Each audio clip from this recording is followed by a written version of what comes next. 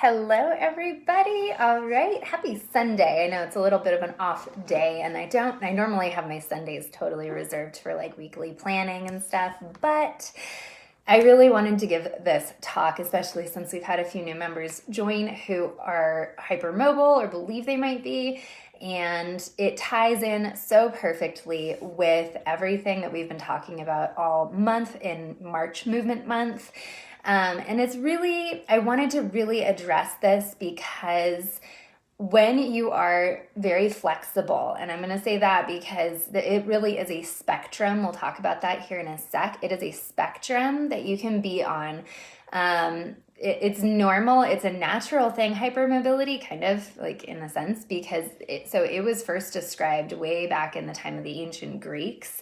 It is truly just kind of an anomaly, a way of being, in fact, for our bodies. So some people are more on the like very tight end of the spectrum, and some people are more on the like more mobile, more flexible end of the spectrum. And then hypermobility itself really is its own kind of spectrum where it might be where you're just fairly flexible and don't really have any issues with it. And then you could go all the way to the other end where it's almost impossible to live a normal life because like your joints just do not want to stay in place. And it's a very broad spectrum, and it ties in beautifully with what we've been talking about because there's a significant portion of the population that are more mobile, and they really do require a very different approach to exercise. So since we've been focusing on movement all this month, I really wanted to address this because it's not talked about. It's not normalized. It's not taught to trainers. There's very few physical therapists. There's more and more as awareness builds. But there's very few overall professionals who actually know how to appropriately deal with this. And it's truly when your body is very hypermobile or more flexible, it really needs a special touch, I guess. It needs a unique approach to dealing with it that is very different from what gets really promoted by the health and fitness industry and even by the medical community. So that's why it's really important, I think, for me to start talking about this, for us to really start raising awareness for this. Hi, Kirsty. Welcome. I hope this is helpful. Feel free to chime in too. If you have any questions or you want to feel like you share can't talk, if you'd like to share any parts of your experience or anything. And then two, if you don't want to share it here live, you guys, if anyone watching this, whether live or on the replay, you guys are all welcome to DM me anytime if you want to talk about this more. But we're going to raise some awareness here today. I'm going to be referencing my notes. You might hear me like shuffling things around a bit just to make sure I can really stay on point for you guys today. So what I wanted to start with is kind of what you need to know about your body. Thank you for all the hearts too. They're like my favorites. So lots of hearts, sending you hearts too. I really want to start with what you really need to know about your body, because I think that is something that's not talked about, even for people who actually have gotten the diagnosis and stuff. I know based on my experience and from talking with quite a few other people who have also been diagnosed, like pretty much all you get when you get the diagnosis is like, here's this humongous list of things you're not allowed to do anymore. Bye, good luck. It's like, what the heck? Like, that's not helpful at all. Like, I feel like it makes us treat our bodies like this thing that's like trying to like ruin our lives, and it's not at all. I don't know if you heard Kirsty, I think you hopped on right after I'd said this. It's actually a very normal, it's kind of an anomaly in that it's not really talked about very much like in the medical community, but it truly is just kind of like a variation of body. So like you've got some people who are very tight, some people who are more loose, like, it's normal, it is natural, and it's really important for us to approach it from that perspective as opposed to like a disease that needs to be diagnosed, because it's not, it's simply the way we were born. It's simply how our bodies happen to use connective tissue. So it's something that we have to live with, and I want to make sure we are very clear that it is possible to not only live with this, it's not like a diagnosis or a life sentence. It's something that it just encourages you to get to know your body and take care of it in its own unique way, as opposed to just applying like the standard like medical or health and fitness approach to it. It will not respond well to that. So yeah, so technically it is rare. But as they are raising awareness of it in the medical community, it's getting diagnosed more and more and more, to the point where they think that the how rare it was considered is probably very grossly inaccurate. They think that, I'm trying to remember what the actual statistic was, because it's like they were saying it's rare in that it's like 1 in 500,000 people have it. Like that's how rare it is. And as they're starting to look at it more as the spectrum of kind of severity, they're realizing that it actually may be closer to 1 in 5,000 might have it, maybe even as much as 1 in 500 might have it. So it's definitely something to raise awareness about, especially in the sense, like, I don't want to encourage people to go out and be like, everyone needs to get this diagnosis. It's like, no, we need to actually just be aware that this just might be how your body is. And there's different techniques that will be very helpful for it, different approaches, different strategies, as opposed to what the health and fitness industry likes to push, like the high intensity workouts and all of that. So I've kind of held off talking about this like specific to hypermobility, one, because so many people think it's rare. So few people really have the diagnosis. And it really is it's broad enough. Like the stuff that I teach is so broad that like it works for everybody, because really the whole idea is that we're just reconnecting with your body and learning how to manage your body without putting all of these like external labels and all this stuff on it. So, but today, of course, we're going to just be specific to hypermobility. So what you need to know about your body, I could talk about this all day. I'm going to really try hard to not make this too long.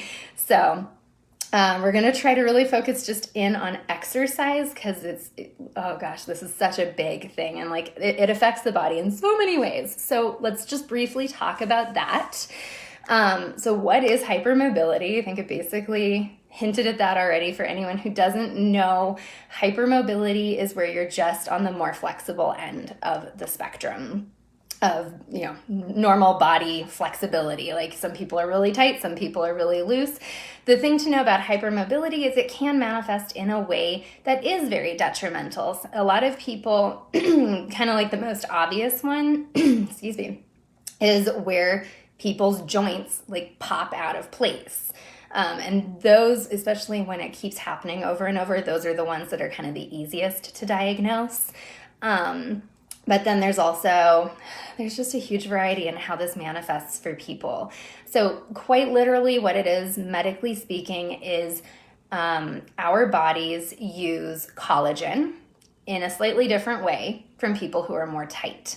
And so our collagen is much more stretchy. All of our connective tissues, basically, in our body, collagen is a major component of all connective tissue. And the way our bodies take the collagen and then put it into the connective tissues makes them a lot more stretchy. So we often struggle with joints that don't stay in place, or joints that subluxate. So it's not a true dislocation. It's just like stuff shifts just enough where we can feel it and it hurts and we don't understand it. And it often gets missed because it's not a full dislocation. That's always fun. But it really tends to present mostly as like chronic pain and fatigue, but it will also show up in other body systems, because it's not just your bones and muscles and joints that are made up of connective tissue. You've got connective tissue in your gut. You've got connective tissue around your heart. You've got it everywhere, like your blood vessels, and just everything is made of connective tissue. And so there are a number of different ways it can really manifest. Often, you will have the chronic fatigue and the chronic pain, and then you'll often have other symptoms as well, like gut issues, hormone issues, Those are kind of the two most prominent, and it's interesting because those often all get separated when you're seeking medical help. And so you'll get sent to like a neurologist or an endocrinologist or a gastroenterologist, and no one actually puts it all together to see that it is a hypermobility issue at the root cause, and you end up getting treated for all these millions of other issues that are not actually the root cause. They're simply secondary symptoms. It's very frustrating. Very, very frustrating. Yes, Kirsty, I take it from all the hearts that you've been there, done that, experienced some of this at least. And I don't want to dwell too much on the frustration. It's just, it is sadly part of the experience as it is right now, but it doesn't have to be for long if we keep talking about it. So biggest thing to know is that it does tend to show up in all these different ways, and it can all come back to that root cause of hypermobility. And often the pain and fatigue are really kind of the biggest things that when we start addressing those, everything else starts to fall in place, which is wonderful. So the big thing to know on that, let's see, I'm trying to think what order I want to go in. So what this means for your body and why you have pain basically is because you're extra stretchy. And so your brain recognizes this and your body recognizes it, and it's trying to bring more stability to you by your brain sending signals to your muscles, telling your muscles to tighten up around your joints so that we can hold them in place.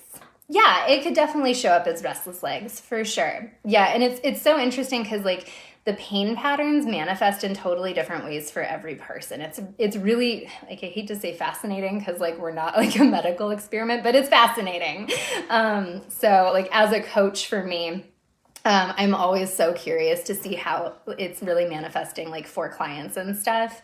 Because when we figure that out, we can actually sometimes get to like their root cause. Because like it's the hypermobility, but each person's body kind of experiences it differently. So like for me, I have issues like with my neck and my right hip. That's kind of my pattern. Other people, it might be different. It might be they have issues with a shoulder and a low back or something like that. So it's very interesting to start recognizing the pain patterns. But regardless, what you need to know is that those pain patterns are showing up because your body and your brain have identified the weak spots, and they're actually trying to tighten things up to bring you the stability that you don't have yet. And that's where the pain comes from. When the muscles tighten up, especially chronically, and especially if there's kind of like undiagnosed subluxations going on, you know, it's not a full dislocation, but something in your skeleton is like shifted enough, just trying to bring that stability.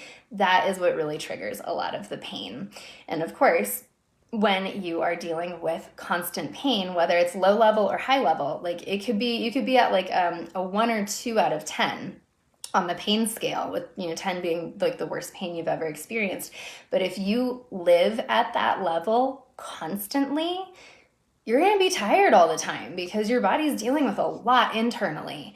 And so that's kind of the big thing I want to really bring home today of like what you need to know about your body is that your body has almost a hyperactive pain response because it's so hyper aware of the instability that is present. And so it's very, very sensitive to pain. It's very sensitive to stress because this is a type of stress. Anything that's causing pain is a type of stress. But your brain can't really differentiate the different types of stress. It's still very primal in that sense. It just interprets stress as threat to your existence.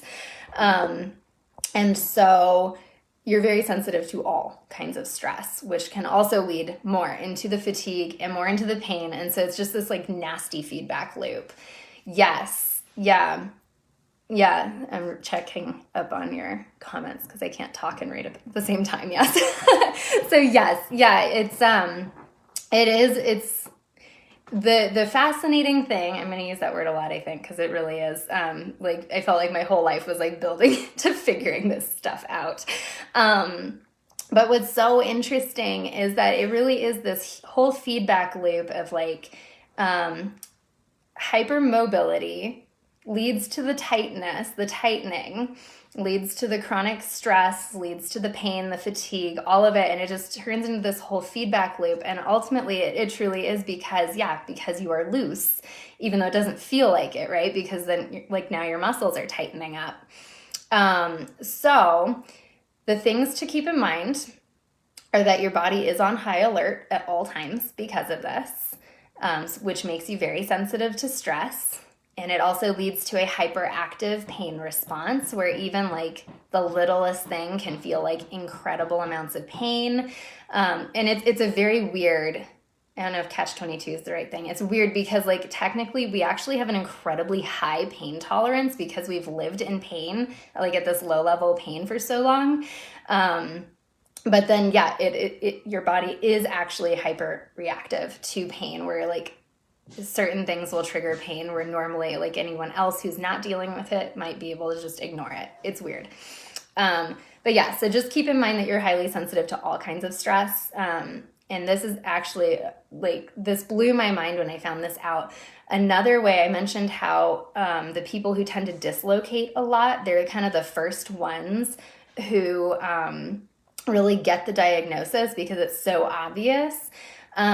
Interestingly, people who are hypermobile, anywhere on the spectrum really, they are 70% more, they're at a 70% greater risk of having anxiety and depression because their bodies are on high alert all the time. So that's actually kind of like a little backdoor route to getting to the root cause.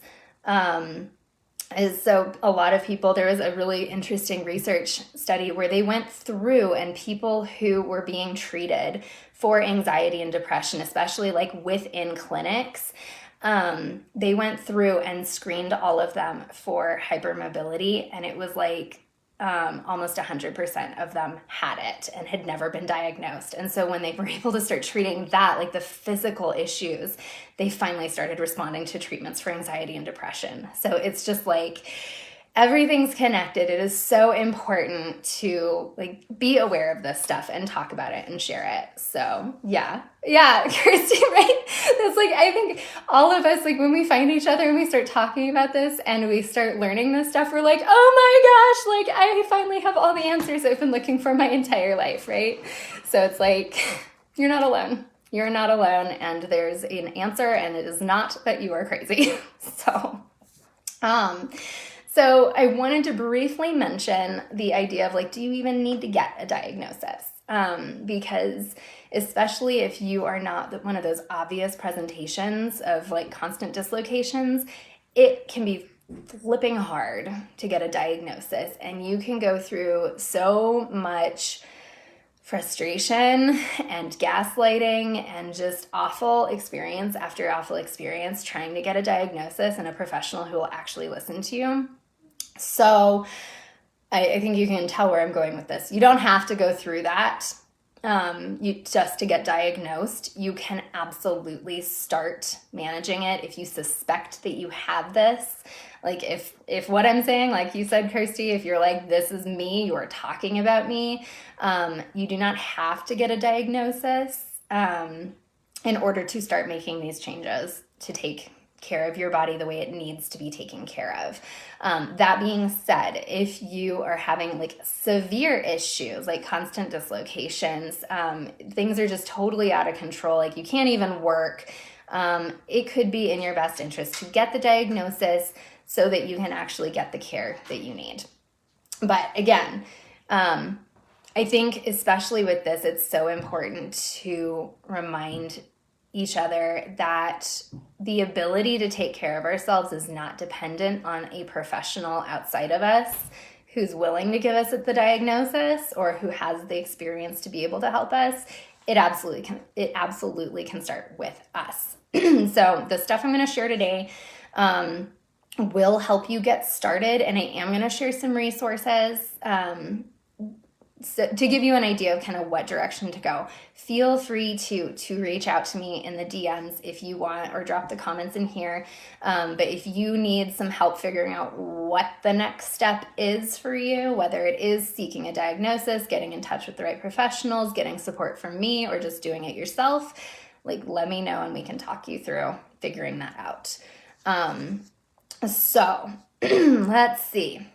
What I wanted to say first, before we dig into like the hypermobility friendly exercise, I wanted to remind everyone of what 100% does not work to manage this, because it is pretty much most of the stuff that the health and fitness industry likes to push.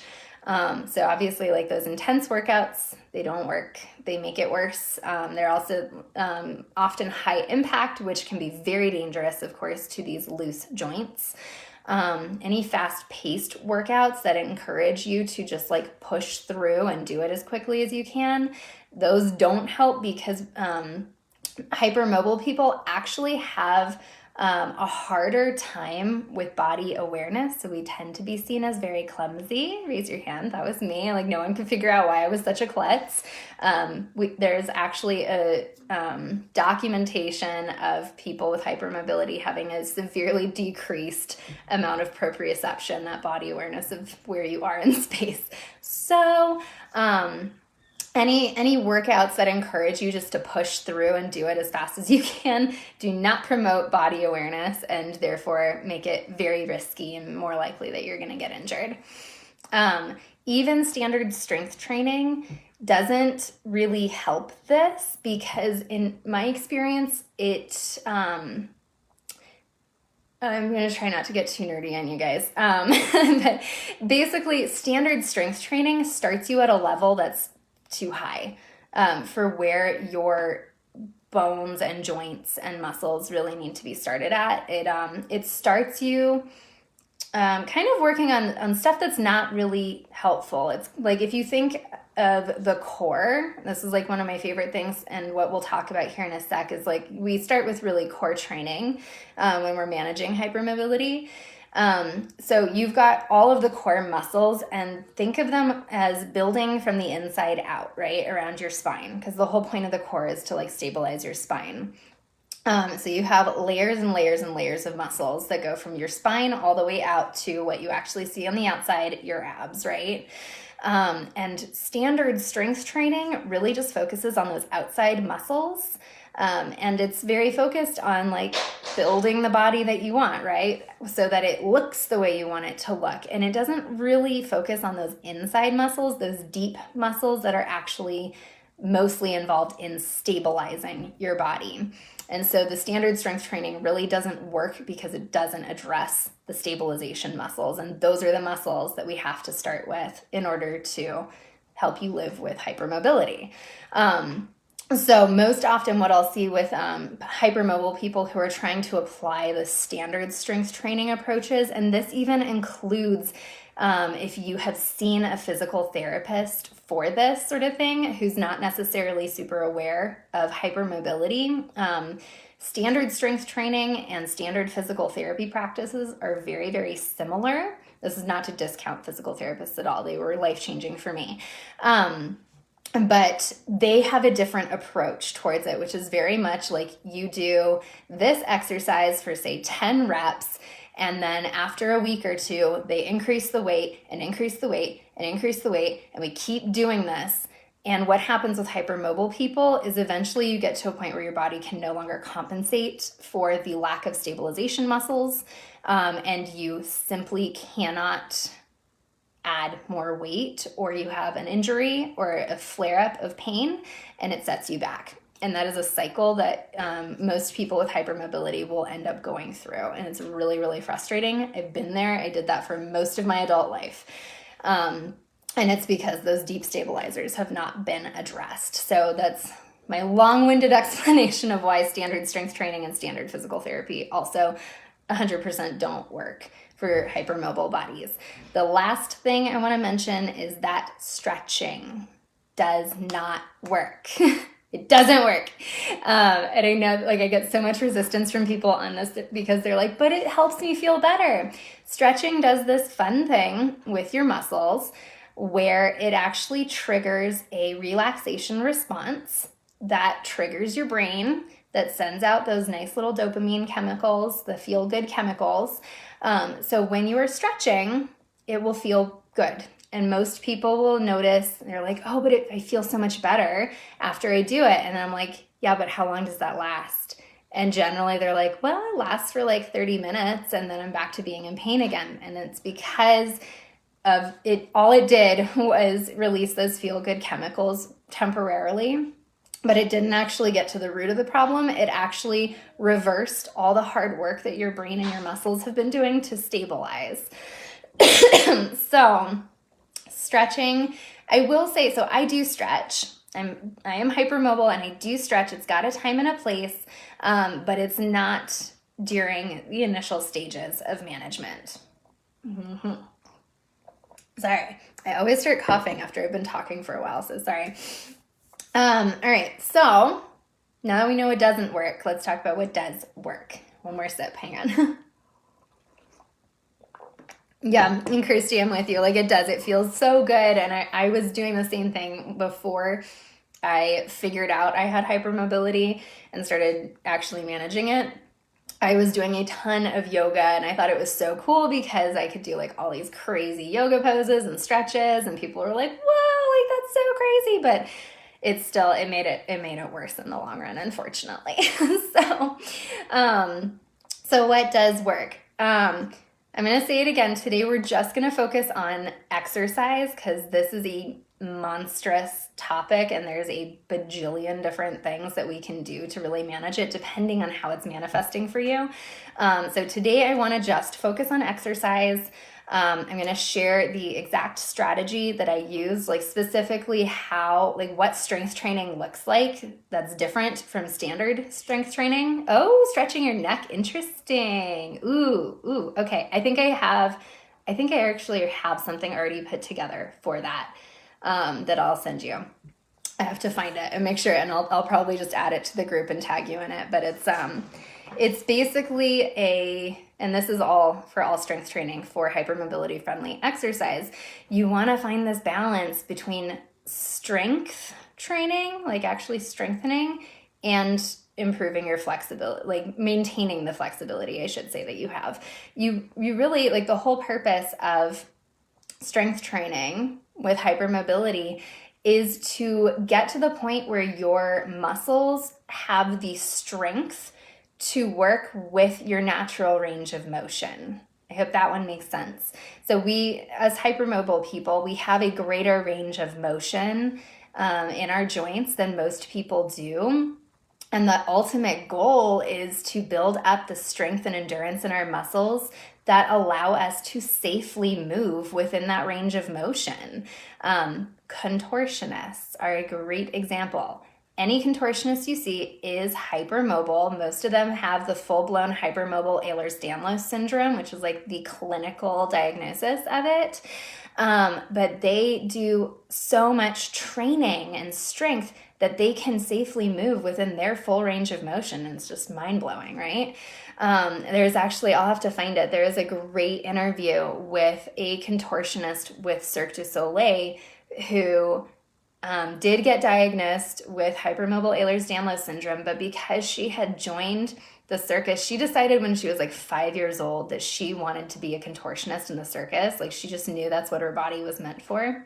And because she started so early, training and strengthening and working with professionals who actually understood her body, she has never dealt with the pain that we have. It's like mind-blowing. So it's totally something that if we can catch it early enough and teach people how to manage their bodies and honor that this is what their body is like, they could potentially go through life never having to experience the pain and fatigue, which is so cool. So, yeah, your arms, and that's super common for sure. Yeah. So, yeah, I think you are spot on. This is the place for you. So, So, okay, now that I've gone on a tangent on contortionist, okay, I'm going to share the strategy that I used and what strength training actually looks like, especially initially. So, I think you guys have all heard me talk about kind of the phases. And generally, like if you're watching this now and you are managing pain and fatigue and that sort of thing, you're technically in phase 1 when it comes to your body. Phase 1 is where you're kind of stuck in survival mode. We want to get you out of survival mode. This really plays into that idea too, that your body is very sensitive to stress, right? And so we want to start taking steps to get your body out of the fight or flight mode that it is constantly in, right? With that hyperactive pain response, it's constantly in fight or flight mode. And so we want to get you out of fight or flight mode. Hi, Susan. Thanks for joining us. So what was I saying? We want to get you out of fight or flight mode and start getting you, what was it? I wrote it down. It was so beautifully said. So we want to get you out of fight or flight mode. Start stabilizing your joints so that we can manage that pain and fatigue and actually get you to where you are feeling like you and your body are a team again. Because right now, generally when you're dealing with chronic pain, like your body does not feel like a teammate. It feels like your body's working against you. So we want to get you to where you can actually believe that you and your body are a team, and where you can actually not just manage pain, but start feeling good and have energy again. That's kind of like the big goal of that phase 1. So, like I said, today we're just going to focus on exercise and what that looks like, but understand, of course, that if we're trying to get you out of fight or flight mode, that's a whole lifestyle approach. That's much more holistic than just exercise, though exercise initially can be like such a huge game changer. But really, like for me, for many, many other people, because so many other body systems are involved, like the gut and hormones and stuff, like we need to address this through diet. We need to address this through creating calm spaces in your day, making sure that you're getting enough rest. Most people with hypermobility do need more rest. Those are the people that can sleep for like 10 solid hours and still feel not rested. And we need to make sure we have lots of stress management techniques going on in your life too. So if you want to kind of do the full approach, please do feel free to come talk to me, because that is something that I do with my clients in the Accountability and Consistency Club. But let's get into the exercise. So the purpose, like I said, is really calming your body and building that stabilization, strength, endurance, so that you can actually move safely and comfortably within the range of motion that your body has given you. So the big things too is we want to be building that sense of safety in your body. We want to be building that sense of trust with your body, so that you can, like I said, believe that you and your body are a team. You can start actually interpreting your body's cues a lot better, and you will start managing the pain, the fatigue, and actually get to a point where you're like, oh my gosh, I'm actually capable of so much more than I thought. That was kind of my experience. And that's the experience I hope for most people to have with this, as opposed to the life sentence of like dealing with this diagnosis, because it doesn't need to be that at all. So in terms of, I guess from like the perspective of either a trainer or a physical therapist or a coach, the way I approach it, and the way most people who have experience with hypermobility approach this, is again with that goal of building stabilization. It's technically called stabilization, strength, endurance. So we are not doing this. We're not doing exercise for weight loss. We're not doing it for building muscle. We're not doing it for like hitting your new personal best with a weight or a number of reps. It's not about testing your limits, because actually we don't know our limits when we first start this. It's easy to think you do, because like you've probably hit and exceeded it multiple times, but you don't actually know your true limits, where you are able to get to this point without triggering a flare-up. So I hope that one makes sense. But that's a big concept to kind of try to wrap your brain around, because, hold on one sec, my kiddo's making a boatload of noise. Hey, Lainey, can we not climb on those right now? No. Thanks, honey. So a lot of the health and fitness industry approach, and even some approaches with physical therapy, are really built around kind of testing your limits, in that like we give you a certain number of reps to do and then we get you okay with that for like a week, and then we're going to add more weight. So we're constantly pushing the limit, and that is not an approach that works for hypermobility, because we've never actually established what your safe limit is, where you're not constantly experiencing pain. And that's really what we need to do first, is we need to find the safe amount of movement, the safe range of motion, the safe amount of exercise that you can tolerate without triggering an increase in pain. Like, the idea of exercise when you're dealing with hypermobility is using exercise to actually decrease your pain and improve your energy, not test your limits and push the no pain, no gain mentality. We absolutely have to remove that mentality. And sometimes that requires kind of an ego check. I know it did for me. Because I went into this, I had already been a personal trainer for like 7 years, I think. It's about 7 years or so. And so this idea of having to scale all the way back and do exercises that I felt were like too simple, it was a big ego hit to me. I was like, no, I'm over here. I have been squatting and deadlifting like hundreds of pounds, not hundreds, but like over 100. And like doing bench presses and like all kinds of stuff. I was very proud of how strong I was. But I was also frustrated because I couldn't improve past a certain point, and my pain was getting to be unmanageable. And so I had to admit that like maybe those deep stabilizers were not working the way they should. So what we do when you're dealing with hypermobility to really address this, let me get a quick sip, is we got to start at the core, like literally at the core. We want to start with the core and build our way out, because all movement comes from the core. So, and this can be really hard. I know it was really hard for me. I was like, what? I'm not going to do any leg workouts. I love my leg workouts. This is not okay. I want my squats. But my core was not stabilizing the way it needed to, which meant my hips, because hips, in my definition, hips are part of the core, right? We want to start inward and kind of work our way out. So we want to get core and then hips and then shoulders, and then we can work on arms and legs and other areas. But we got to start with the core to make sure that part is stabilizing properly, and then you can build out from there.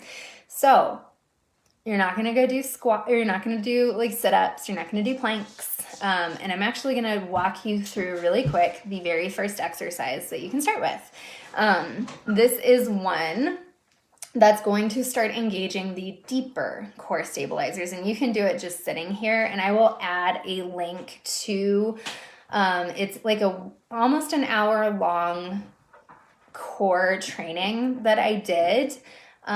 Is the first thing I did before I started my core challenge. So I will put a link to that though, if you guys want to kind of dig into that and explore it. But so what you're going to do is you can't see me right here. I don't know if I can scoot back enough for you to see, but here, let's try. Okay. You want to put your hands on your ribs, so that your fingers are on that line of your ribs, and your thumbs are a little more on the back. So you want to be able to dig your fingers in right below that rib line. So if you let your ribs kind of flare out, you'll feel that. You want to let your fingers rest right below there so you can feel the muscles. And notice if you can dig your fingers in, if they just kind of sink right in, or if there's any resistance with some muscle tone right there. And so what you'll do is you're just going to relax first, because most of the time we're guarding. A lot of the times with hypermobility, you're guarding. And so that's where, maybe you're trying to suck in your stomach, trying to make yourself really just suck in, I guess. So really try to relax. Just try to relax. It's okay to let your belly hang out a little bit right now. So take a nice deep breath in and see how much you can just expand, get everything to expand in every which direction. Just inhale and let it all release. And so go ahead and inhale now. And then when you exhale, so you can go ahead and just keep breathing while I'm talking for a sec and just keep trying to let that expansion happen, let everything release a little bit. And what you'll do on your exhale, you're gonna really be feeling in right here under those ribs to notice if there's any muscle tone. And as you exhale, you're gonna say, ha, ha, ha. And you'll notice you feel a little tightening right in here. You'll notice that right under your fingers. So go take a nice breath in and relax. And on your exhale, go ha, ha, ha. You can even see it pull in on me right there. And that is one of your deeper stabilizers finally kicking on. And we want that guy to be active as much as possible within reason, creating a balance there, of course. So that's the first exercise. That's all there is to it. But you want to start with practicing that inhale to expand and release and relax, because there's a lot of guarding that happens. And then as you exhale, practice those ha's to actually trigger just a light contraction in that stabilization core muscle. And the reason I'm starting you with that is because all other exercises are going to use that. So you want to kind of get good at that one first, because that's going to be used for everything else from here on out. So yes, good. I hope the hearts that meant that you're getting some activation. I hope it really is a powerful one to practice like multiple times a day if you can. But yeah, let me know how that felt for you guys. It feels like you're starting off like too easy. But again, our external muscles, kind of, the standard strength training muscles, they've all been compensating for your deep stabilizers. So now we need to kind of get them to chill out a little bit so we can get to the deep stabilizers and then train those guys up with stabilization, strength, and endurance. So the way that you do that, I will be running the core challenge here in the next couple of months. I really need to update it though. That's why I'm not just gonna put it out. I will share the link to my core activation training, which I'll actually go more in depth with that particular exercise plus some others to really help bring some stabilization and some relief to any pain you might be having. Plus just building awareness of your core. But the exercises, honestly, if you want the full exercises, join me in the Accountability and Consistency Club. I do a full movement assessment so that you're not just giving a cookie cutter program. You're getting the exercises that are tailored for you. But what you will do with any exercise, hi little monster. I love you. I love you too. But what you do with any core exercise, and I'll put a link to probably the first two, and because I think I actually go through at least two of them in that core training that I'll link to. But I know that's my little hypermobile monster too. She's totally got it as well. So we're working with her on this stuff as well. But what was I saying? Oh my gosh, I lost my train of thought totally. Hang on. Okay, so yes, I will link to the core training that will walk you more through, more in depth through that exercise I just showed you. I'll also show you the first two exercises that you kind of build on from there. And that way you guys can get started with that. The big difference between standard strength training and hypermobile friendly strength training is how you do it. It's not that you're actually doing different exercises necessarily. You do start with core exercises that are really geared towards stabilization. So that's going to be things so bridges are one of them. That's one of the first ones that you'll actually learn in that core training that I will post. The other one is marches. So it's kind of any movement that requires you to stabilize your core and kind of hold it in place while arms and legs are moving. So if you've ever done dead bugs or bird dogs, Those are some of the first exercises you really start with. But the difference is that you're not just doing one rep after another. The difference here, and this is what makes hypermobility friendly strength training. The difference is that you're breathing and being very, very, very conscious of your breath, as I just showed you, right? You're inhaling and kind of relaxing, and then exhaling and very intentionally contracting those deep stabilizers. And you're not just doing one rep after another, you're actually going to hold the contraction while you practice breathing through it, which is way more challenging than you might realize. Because initially, so when you start with that first breath exercise, you're allowing everything to release and relax as you inhale, and then you're only contracting on the exhale. Well, when you start using these other exercises, you're actually maintaining a certain level of contraction even when you're inhaling. And it sounds really counterintuitive, but what that does is it actually starts building the resting muscle tone of your stabilizers, which will ensure that you are constantly stabilizing at all times at a low level. So you're not like constantly squeezing all the time. You don't want 100% contraction all the time, but you need enough muscle tone that everything's stabilizing all throughout the day, because like you need to be able to move all day, right? Your spine needs to be able to stay upright all day. And so we want to get you to where you actually have that ability to hold that contraction at like a 20%, basically a resting 20% contraction at all times, so you can maintain stability. So yes, it is. It's incredible. And it really does, I worked with my physical therapist when she first told me that I was going to be maintaining that contraction at all times. I was like, are you insane? That's not possible. That's not physically possible. And she actually had to have me touch her abdomen while she was inhaling and exhaling, so I could feel that there was this mild muscle tone that was maintained. It was awesome. I was like, I need that. She was like, yes, you do. So the idea is with each of these exercises, you're actually building up to being able to hold the contraction. So imagine if you're in a bridge, right? Where you're laying on your back, knees are bent, and you press your hips up. So you form that nice straight line from your shoulders to your knees, so your butt's contracting basically. Imagine being able to gently, you're never doing 100% contraction. You're not squeezing really hard. It's really like a 40 to 60% contraction, and you're holding that comfortably while breathing in and out, getting this nice muscle tone. And you're actually able to hold that for a solid 10 seconds. And then you can do that 20 times. That's the ultimate goal. That's kind of where you know that you're actually building the stabilization, strength, and endurance that your body will thrive on.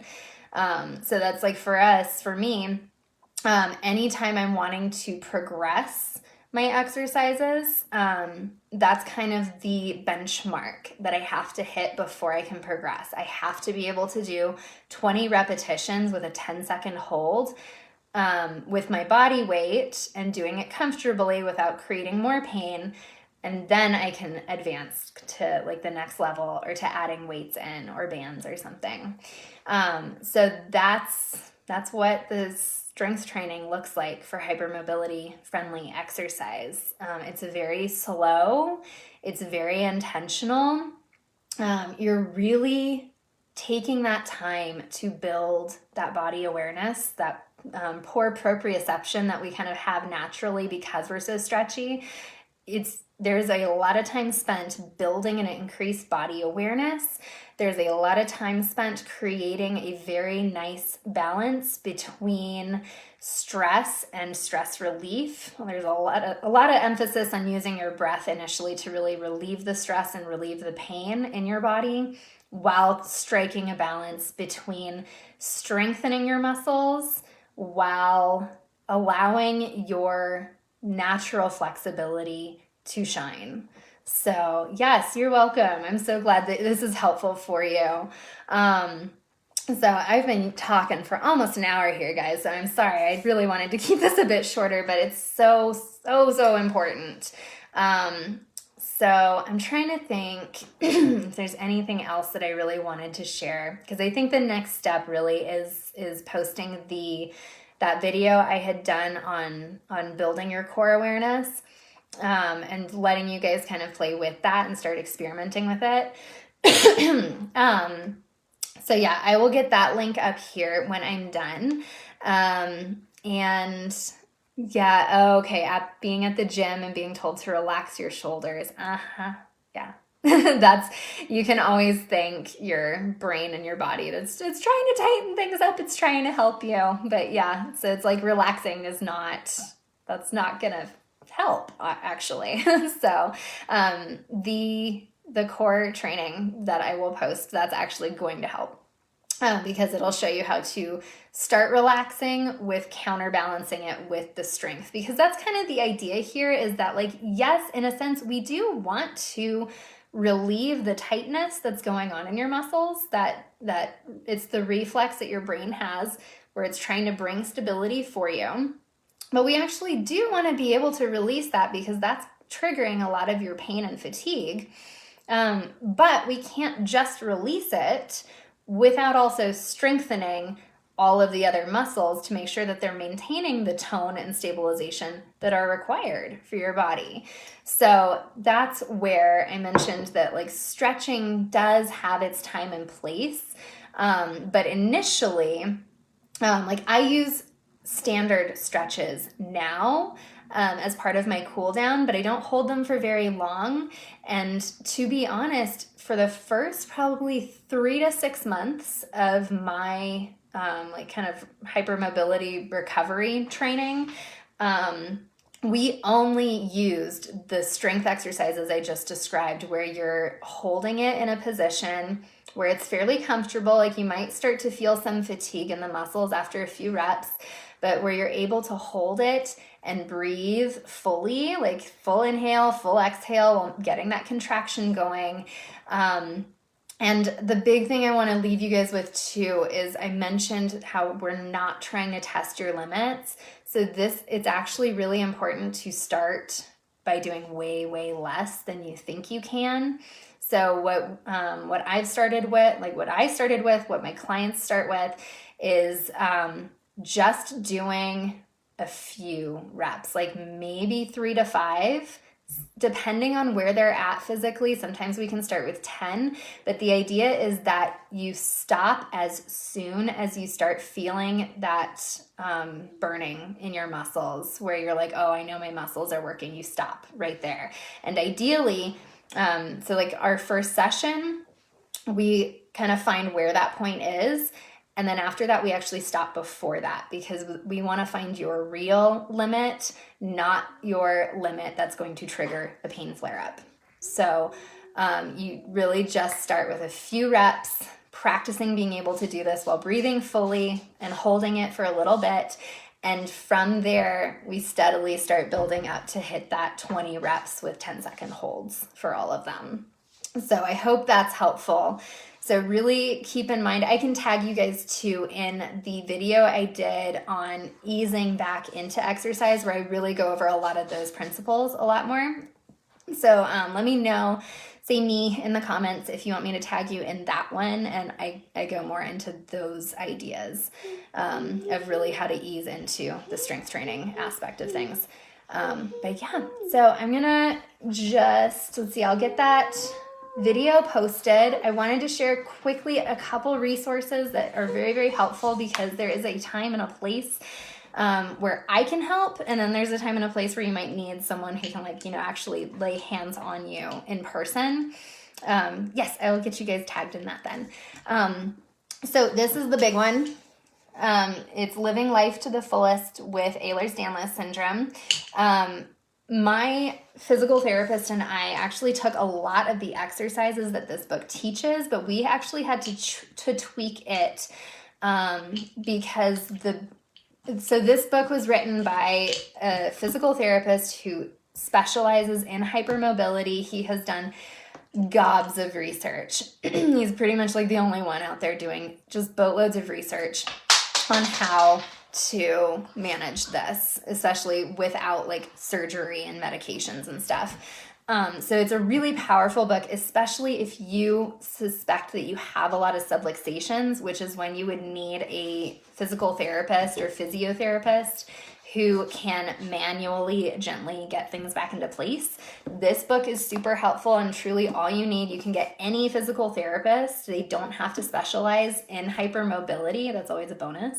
But if they have this book and they are willing to read it and willing to learn those techniques, that can be super duper helpful. That being said though, my physical therapist and I, we actually had to create our own core strengthening protocol where we're using the breathing that I described. They don't talk about that at all in this book. So in that sense, this book was actually too advanced for me when I first started my whole healing journey. So that's where the breathing is really, really helpful to making sure that you don't test those limits and kind of cause a flare up again. But it's super helpful, especially if you do need a physical therapist who can do those manual adjustments to get everything back in place. If you're not really sure if you need that or not, do reach out to me in the DMs and I can kind of help you figure that out. We can either hop on a call or just DM back and forth. But I can help you figure out whether you need a physiotherapist or something. The other one that's really helpful, this is kind of the one that helped me with developing the breathing techniques. It's Hypermobility Without Tears by, what's her name? Jeannie DeBon. And she is kind of like me in that she's not a physical therapist, but she's a specialist in exercise and she focuses on people with hypermobility. And she has a lot of really great information in here on using breathing to help relax all the guarding that's been happening, really using your breath to open up and really relieve a lot of the pain. For me, it was almost too, like she doesn't really push enough in a sense. I needed a lot more strength work than what she teaches. But I found all of her coaching on using breathing to be extremely helpful. And so kind of like the two of them together, the Hypermobility Without Tears and Living Life to the Fullest, that's called the Muldowney Protocol. I needed a blend of the two of them. So that's something that I can help with if you need that. Finally, if you just want to learn more about hypermobility, especially like the full-blown clinical Ehlers-Danlos Syndrome and how it affects like all the different body systems, Disjointed is flipping fascinating and it's mind-blowing. And it's they basically took all of the experts in all of the medical fields that have done research on hypermobility, and they put a whole book together about it. So they've got sleep experts, nutrition experts, gastroenterologists, neurologists, endocrinologists. It's just like everything. If you nerd out over reading research like I do, you'll like this book. But if you just want like like what do I do to fix it, just come talk to me and I'll do that for you. So yeah, that's it for today. So hypermobility friendly exercise is very much just reconnecting with your body, taking it slow, really using your breath, and start slow. Start with that exercise I shared. I'll get the core video up next and then we can kind of go from there. But yeah, let me know if this was helpful. And definitely if you need more support, you're not sure what the next step is, you want a custom workout plan, any of those things, come talk to me. I'm not going to like try to sell you into my program if it's not appropriate, but if you think I can help you, I am here to help you. So yeah, that's it for today. Thank you so much, guys, for bearing with me in this like hour-long workshop. But I'm really glad we talked about this, and I hope this gives you guys some hope for that this is normal. It is fully manageable, and we just have to find the right strategies for your body's unique needs. So yeah, I hope you guys have a beautiful rest of your day, and we will talk soon. Bye, guys.